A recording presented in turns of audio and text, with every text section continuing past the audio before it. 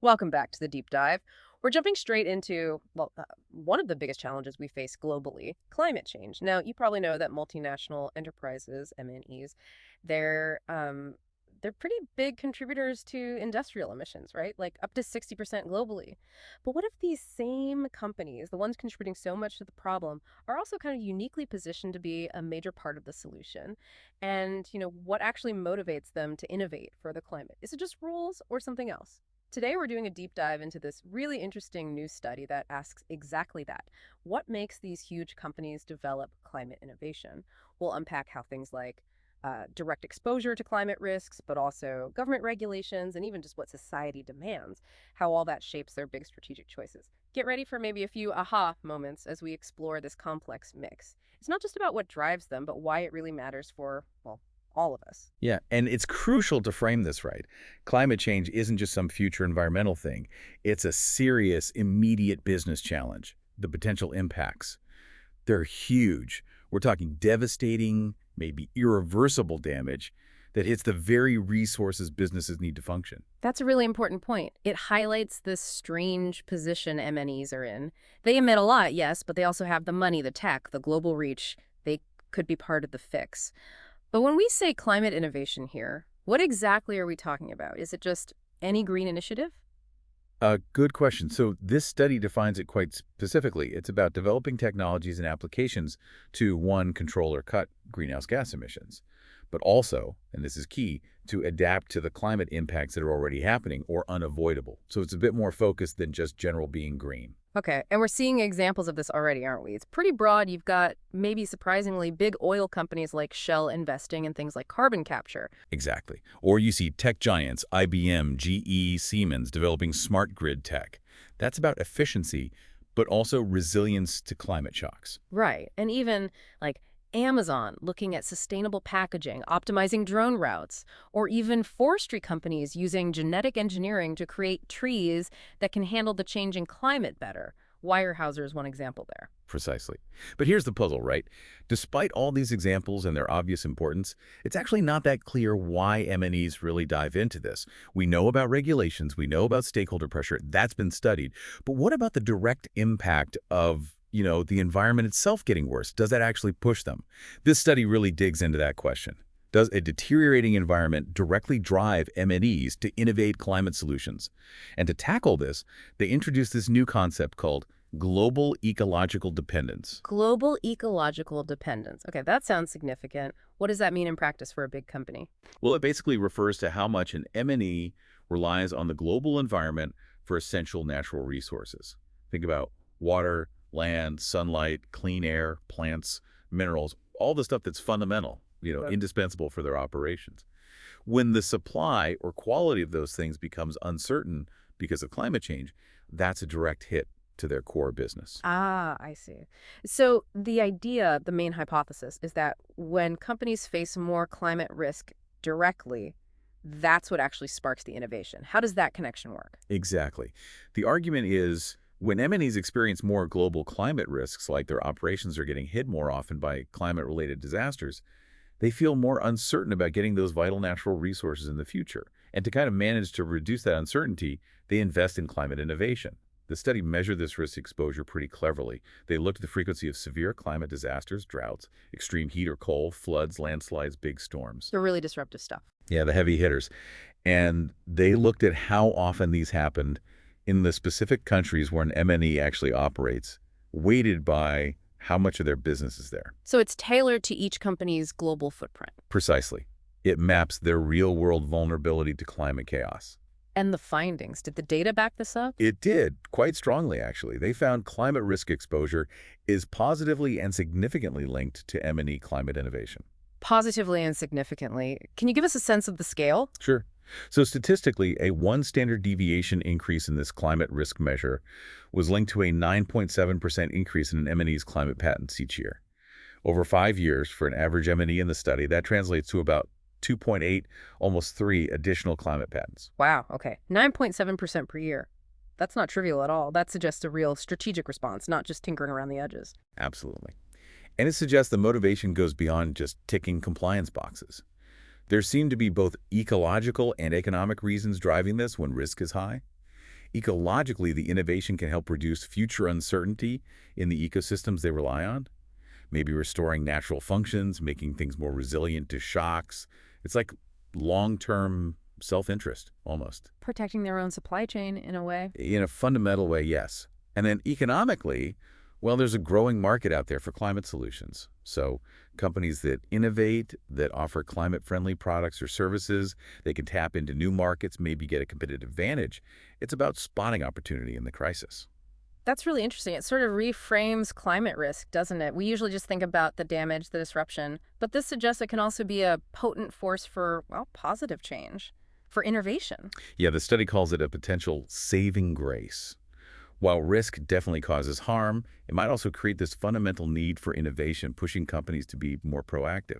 Okay, so direct risk is a big driver.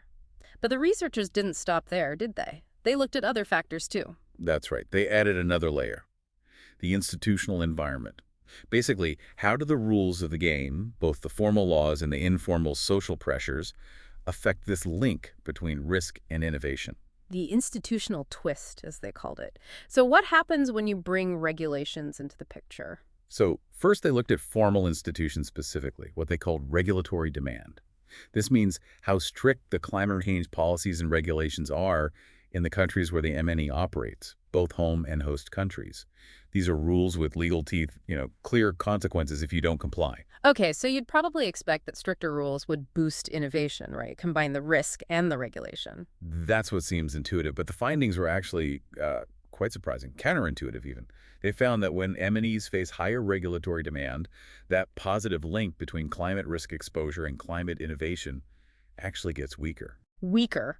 So more rules might lead to less innovation when risk is high. How does that work? It can even turn negative in some cases. Hmm.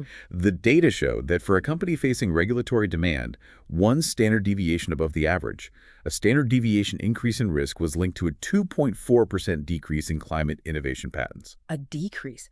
Wow. Okay, why would that happen? Well, the thinking is that complying with really strict regulations often involves significant short-term costs. Hmm. Maybe installing expensive new equipment, massive training programs, dealing with complex legal stuff. These demands are immediate, they're mandatory, and they can soak up resources, money, time, attention that might otherwise go into longer-term, perhaps more exploratory innovation projects. So the immediate pressure to comply crowds out the space for deeper innovation. That seems to be part of it. Plus, MNEs might respond to heavy regulation in other ways, too, not just innovation. They might use avoidance strategies like moving dirty operations to countries with weaker rules, the whole race to the bottom idea. Or they might try manipulation strategies, lobbying, political donations to try and get regulations changed or get favorable treatment. The study even mentions journalists suggesting the U.S. withdrawal from the Paris Agreement back in 2017 was partly due to lobbying by some big industry players. Right. And those lobbying efforts also cost money and resources. Exactly. Resources that aren't going into developing the next generation of climate tech. Okay, so strict formal rules might have this unintended consequence of dampening risk-driven innovation. That's sobering. But what about the other side of the coin? The informal pressures. What did they find there? Right, so they also looked at informal institutions, which they termed societal demand.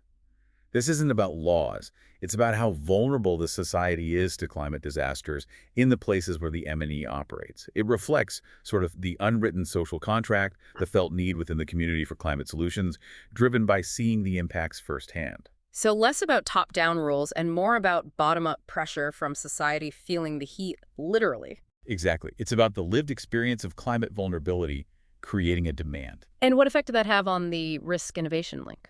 Here, the effect was the complete opposite of the regulations, and it was strong.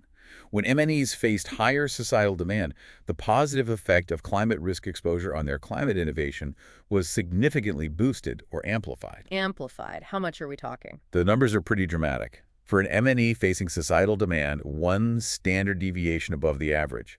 That same increase in climate risk exposure was associated with a huge 16.2% increase in climate innovation patents. Wow, 16.2% increase compared to a 2.4% decrease with high regulation. That's a massive difference. A striking contrast, isn't it? So why does societal demand seem to supercharge innovation where regulation might dampen it? The thinking here is that high societal vulnerability really underscores the value and necessity of innovation.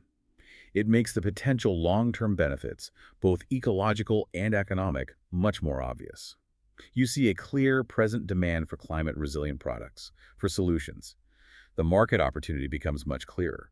And crucially, unlike strict regulations, this societal pressure doesn't usually come with those immediate mandatory short-term costs that can divert resources. It encourages more voluntary action, directs attention towards those market opportunities, and lets companies be maybe more entrepreneurial and proactive in their innovation. So it creates a pull for innovation rather than just a push from compliance costs. That seems to be the dynamic, yes. It aligns the company's innovation potential more directly with solving a visible, pressing societal problem. Okay, let's try and synthesize this. What's the big picture takeaway here? It sounds like, first, climate risk itself, the direct threat to a company's operations and resources, is actually a really powerful driver for them to innovate. Yes, that's a fundamental finding.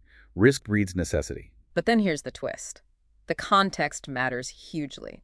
Strict top-down regulations might actually counterintuitively dampen that innovative drive because of costs and alternative responses. While, on the other hand, While that bottom-up pressure, the demand from a society feeling vulnerable to climate change, that seems to significantly amplify the drive to innovate. that's a really good summary. It paints a much more nuanced picture of what motivates corporate climate action than just assuming more rules equals more good stuff. So for you listening, this deep dive really helps us get under the hood of corporate decision-making on climate. It's clearly not just about following laws. It's tangled up with their ghostic dependence on nature, how they strategically react to risk and uncertainty. And the really powerful, maybe underestimated influence of societal pressure compared to just formal rules.